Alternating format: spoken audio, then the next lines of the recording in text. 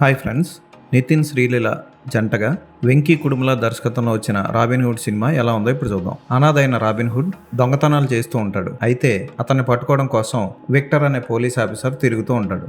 ఇవన్నీ కాదని John snow నడుపుతున్న సెక్యూరిటీ ఏజెన్సీలో జాయిన్ అయి ఆస్ట్రేలియాలో సెటిల్ అయిన ఇండియన్ ఫార్మా కంపెనీ అధినేత కూతురు నీరా వాసుదేవ్కి సెక్యూరిటీ ఇవ్వడం కోసం కాంట్రాక్ట్ తీసుకుంటారు రాబిన్హుడ్, జాన్ స్నో. ఆ తర్వాత వీళ్ళిద్దరూ రుద్రకొండ అనే ఏజెన్సీ ప్రాంతానికి నీరా వాసుదేవ్ని తీసుకెళ్తారు.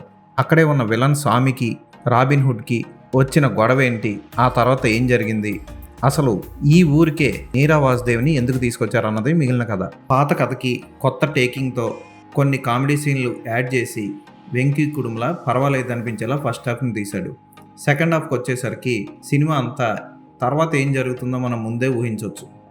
అదొక పెద్ద మైనస్ పాయింట్. అయితే జీవి ప్రకాష్ అందించిన పాటలు ఒక పెద్ద మైనస్ పాయింట్. ఒక్క పాట తప్ప మిగిలిన పాటలు ఏవి ఆకట్టుకో. వన్ మోర్ టైం అన్న పాట తప్ప మిగిలిన పాటలు బాగోలేదు. బ్యాక్గ్రౌండ్ స్కోర్ ఓకే అనిపిస్తుంది, ఫోటోగ్రఫీ బాగుంటుంది.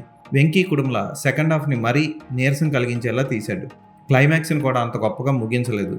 ఇంటర్వెల్ బ్లాక్ కూడా అంత బాగోలేదు. కామెడీ సీన్లు సెకండ్ హాఫ్లో మరీ మనమే కితకితలు పెట్టుకొని నవ్వుకునేలా ఉన్నాయి. ఫస్ట్ హాఫ్లో కొంతవరకు రాజేంద్ర ప్రసాద్, వెన్నెల కిషోర్ మధ్య వచ్చే సీన్లు బాగున్నాయి. నితిన్ కూడా కామెడీని బాగానే చేశాడు. శ్రీలీల హీరోయిన్గా పెద్దగా చేసిందేం లేదు.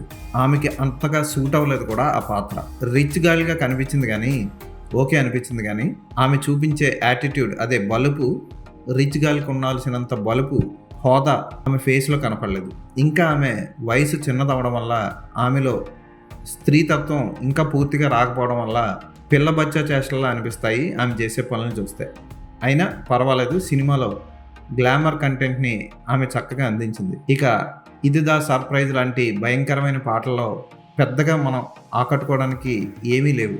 సినిమాలో కూడా దాన్ని ఇష్టం వచ్చినట్టు చేసి నానా కంగాళీ చేసి వదిలేశారు ఆ పాటని. ఆ పాటే చెత్త అంటే ఆ పాటకు అందించిన కొరియోగ్రఫీ మరొక చెత్త. దాన్ని మళ్ళీ ఇష్టం వచ్చినట్టు జూములు చేసి అటు ఇటు చేసి సినిమాలో పెట్టారు, అది ఇంకా చండాలం అవుతుంది. ఫోటోగ్రఫీ మాత్రం చాలా బాగుంది, ఎక్సలెంట్గా తీసాడు ఫోటోగ్రాఫర్. ఇక డేవిడ్ వార్నర్ క్లైమాక్స్లో వచ్చినా ఒకటే లేకపోయినా ఒకటే. బ్రదర్హుడ్ ఇన్ రాబిన్హుడ్ అవసరమా అనిపిస్తుంది మనకి. పెద్దగా అద్భుతం అనిపించే డైలాగ్స్ కానీ, కితకితలు పెట్టే సన్నివేశాలు కానీ, కిక్ సినిమా టైప్లో మంచి మెసేజు, మంచి హీరోయిజం ఉన్న సినిమా మాత్రం ఇది కాదు. కిక్ సినిమా అదిరిపోతుంది. కొంచెం ఆ లైన్లోనే ఈ సినిమా జరిగిన క్యారెక్టరైజేషన్ మాత్రం కిక్ పూర్తిగా డిఫరెంట్గా ఉంటుంది.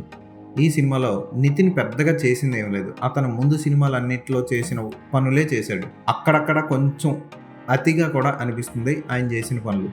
బట్ చూడడానికి చాలా స్టైలిష్గా, చూడడానికి మ్యాన్లీగా అనిపిస్తాడు అన్ని సినిమాలతో పోల్చుకుంటే.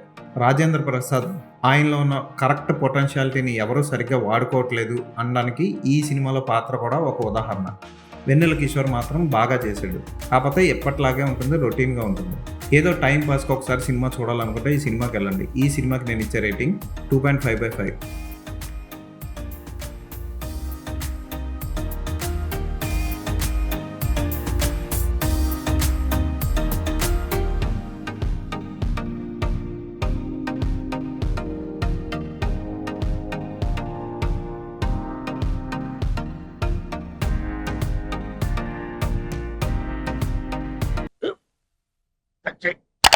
మన స్కూల్ బెంచ్ లాగా ఎంత గట్టిగా ఉందోరా.